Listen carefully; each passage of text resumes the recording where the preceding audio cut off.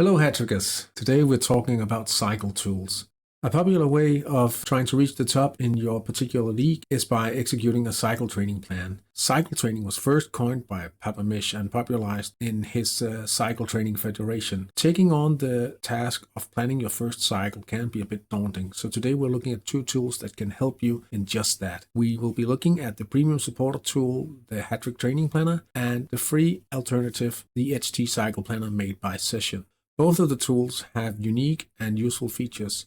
So let's just dive into it, starting with the training planner, the premium supporter feature, and the HT cycle planner afterwards. So in this example, I'm using my 3 wingers here that are already trained a bit in winger.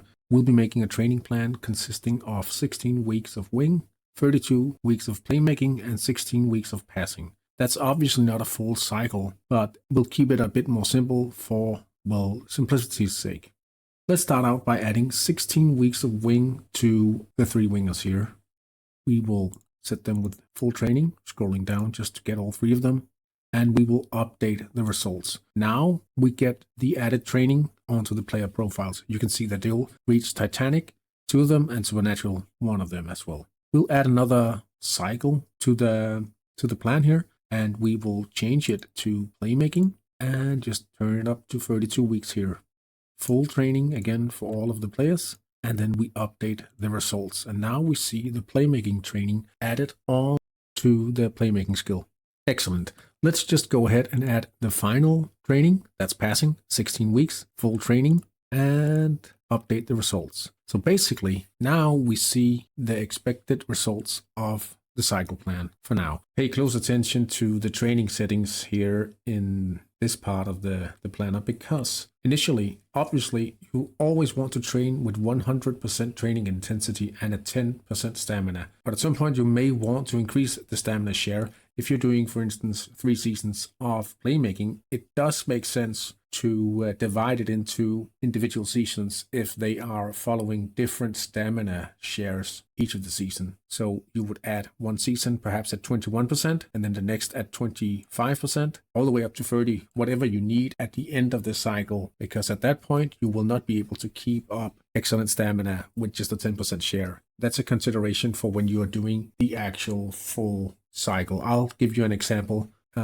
with an already made plan. If you look at the training planner for my team in San Marino, you can see that the final seasons are all individual seasons, because in this season we are training with 27% stamina, going to this next one, 26, 24, 22.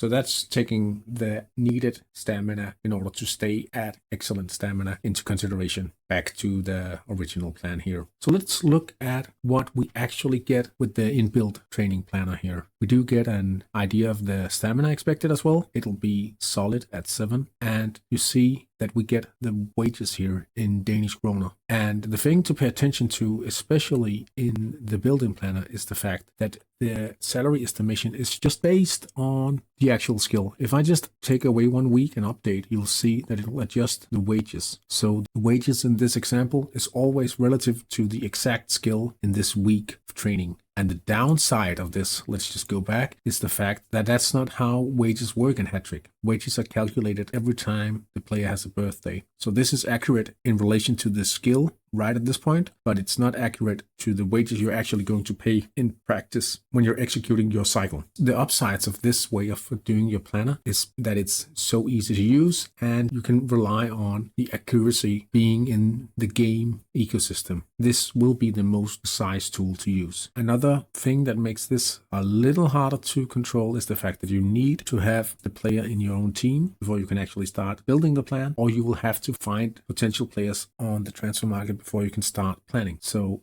this tool is great once you have the players in your team, but it's a little harder to use before, simply because of the limitations on what you can load into the planner beforehand. All right, so that was the example using the built-in training planner. Let's just have a look at the HT cycle planner as well. Okay, time to do the exact same thing in the Hattrick cycle planner made by Session. It's a little more complicated to set up initially, but it does have some other interesting features. So let's just go ahead and enter all the players manually.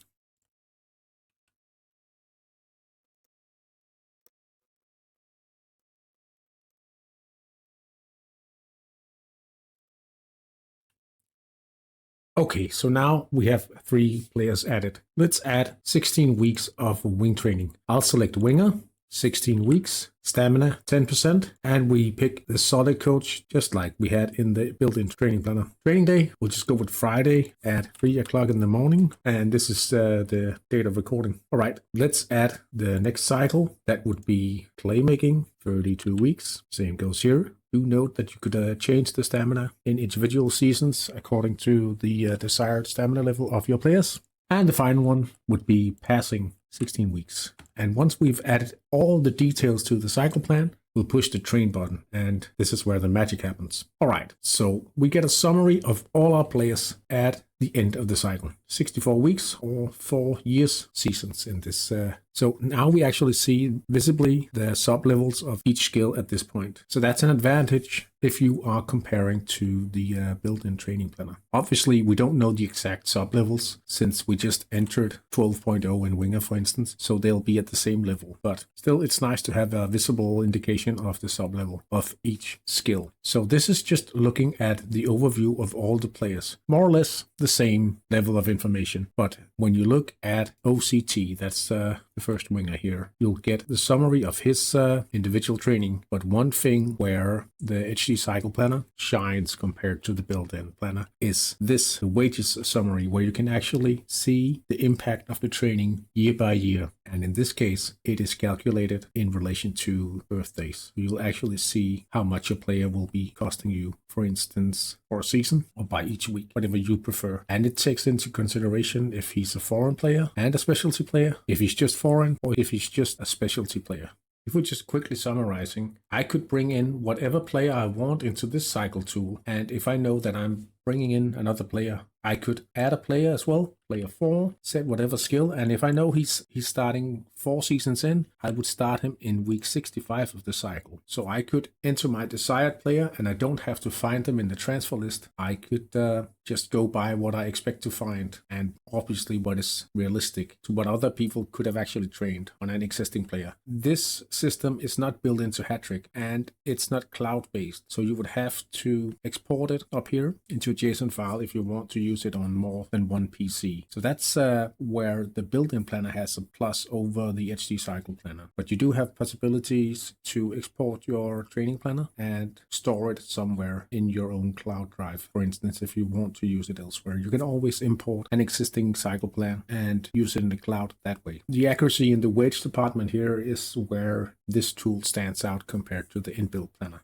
Okay, so looking at each of the tools separately, let's try to summarize what they do well and not so well. The training planner has a good accuracy because it is the actual Hattrick tool. It's quite easy to use. It has compatibility with the lineup tools. So whenever you save your plan, you can export the players to the lineup tool and test them directly. Because it's also built into Hattrick, it's also nice in the portability department where I think it's a weakness with the way it handles wages. It should be relative to the actual plateaus and birthdays. And I don't like the fact that you don't have a visible indication of the sub level. Moving on to the Hattrick planner and what it does well and not so well. So the good thing here is you have the wage in relation to birthdays, and it supports unacquired players, which the inbuilt planner doesn't. You do have visible sub levels, and it's a plus that it's a free tool to use. You do lack a little bit of portability because you'll have to manually export your JSON files, and I dislike the fact that you don't have the stamina visibility. But the very good thing is the wages and the wage summary for each of your players, so you can actually export that if you are running a budget planner as well in a sheet, for instance. All right, so